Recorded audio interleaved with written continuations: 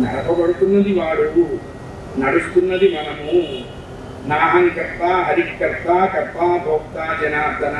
ఇచ్చేది, ఇప్పించేది, తినేది, తినిపించేది, చూచేది, చూడబడేది సర్వము తానై ప్రకాశించేటువంటి ఆ పరమాత్మ యొక్క అంశ వైభవం చేత జీవులు నడుస్తున్నారు అన్న జ్ఞానం ఎప్పుడూ కలిగి ఉండటమే అఖండ వైరాగ్యము అని చెప్తుంది మాట.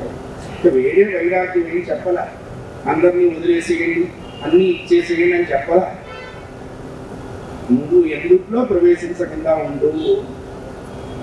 నీళ్లలో పడవ ఉంటే పడవ నడుస్తుంది, పడవలో నీళ్లుంటే పడవ మునిగిపోతుంది.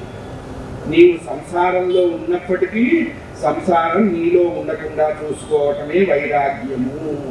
చెయ్యవలసినది విధి ఉక్త ధర్మము అన్నారు. సంధ్యావందనం చెయ్యటం విధి. సంధ్యావందనం చేస్తే పుణ్యం వస్తుందని చెప్పలా, చేయకపోతే పాపం వస్తుంది.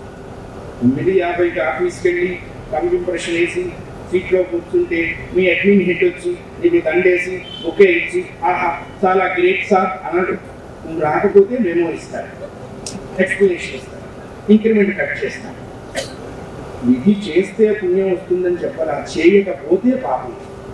అంటే ఏది చేసినా, సంసారాన్ని పోషించినా, గృహస్థాశ్రమ ధర్మాన్ని స్వీకరించినా కేవలం విధిగా పాటించండి అని చెప్పింది భాగవతం. దాంతో లేనిపోని అటాచ్మెంట్స్ పెట్టుకోకండిరా. పెట్టుకుప్పటి నుంచి పీడలు ఎక్కువ అవుతాయి.